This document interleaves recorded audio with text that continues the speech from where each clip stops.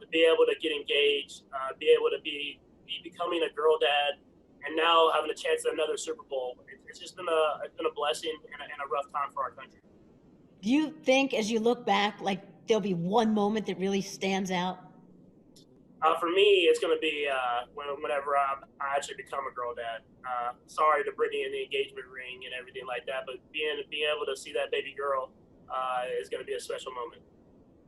Yeah, I don't have to list all the accomplishments of the quarterback who's going to be on the other side of the field. But what Tom Brady has been able to do, how does that impact the standard you set for yourself?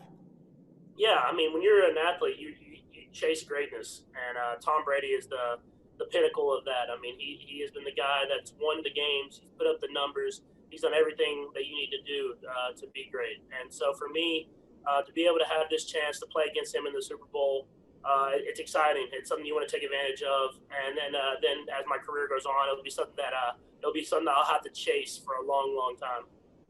What impresses you most about Brady?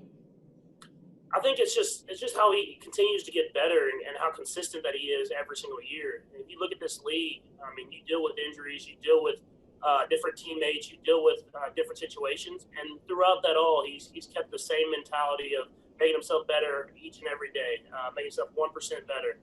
I mean, he's never satisfied, and then whenever you're having that much success, it's easy to become satisfied. And so his determination to be better every single day is something that all great athletes want to have. You're off to an historical start yourself.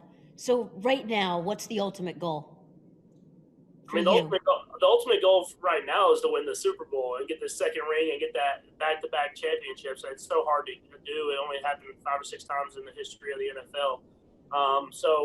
To be able to do that would be special for me. And then going into the offseason after that, I'm gonna try to do whatever I can to make our team better. Win or lose, I'm gonna try to get right back at it, and so that we can continue to have this sustained success for a long time, and it's not just like kind of a flash in the pan. You know, people say that teams can't just turn it on for the big game, but you rested starters in week 17, you had the bye week, and then you guys came out firing in the playoffs. What are the ingredients that this team has that allow you to rise to the occasion? It's definitely just the people in the locker room. I mean, it's very similar. I mean, the guys really embrace being in these big stage games. If you look at us throughout the year on the primetime games or the Monday night games or whatever it is, guys played better. And I'm not going to say we relaxed in the season because you have to play with all your effort if you're going to win games week in and week out. But I remember that first bye week that we had for playoffs, that the intensity of practice, just from the offense going against the defense, you knew that things were different and you knew that guys were ready to go. You beat Tampa Bay week 12. You came out so hot. There was a little cool patch there in the second half. So, when you have 2 weeks to prepare, what's the process you go through to try to find the answers to this Bucks defense?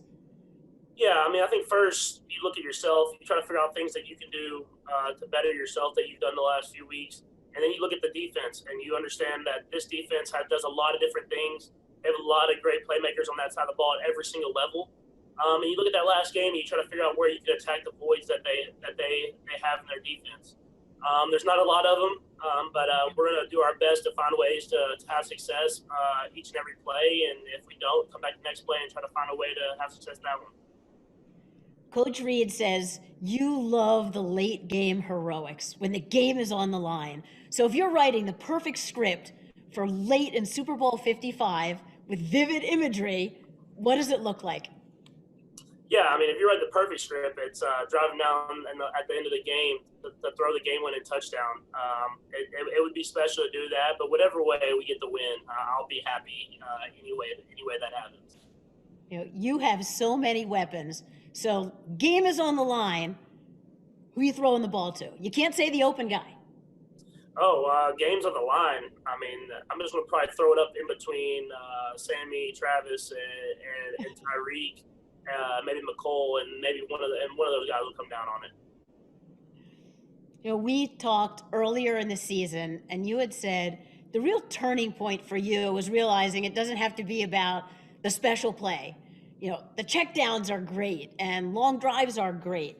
What is it that you're most proud of in the evolution of your game? Maybe it's stuff that the fans can't even see.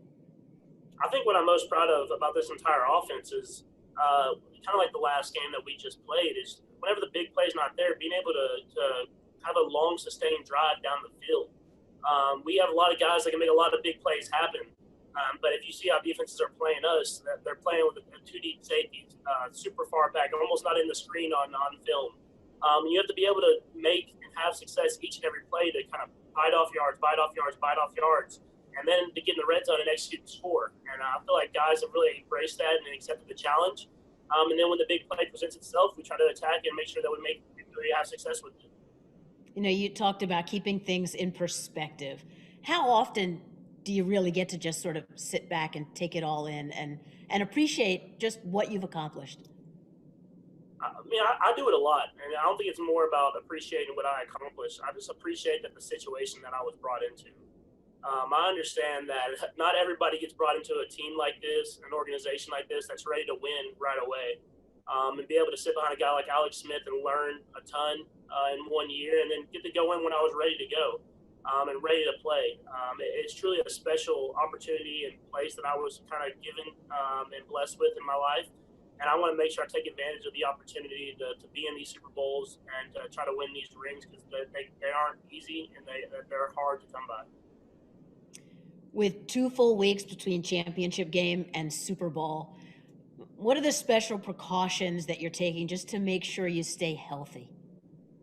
Yeah, for me, they've been all year long, pretty much. I mean, I pretty much have been keeping quarantine between here at the facility and back home, and trying to stay away and keep myself away from all the different COVID protocols and be away from that as much as possible. I want to be available for my teammates. You even make it more strict now.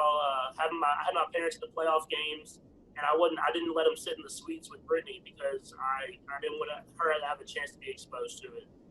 And so you have to do whatever you can to be available for your team, especially in these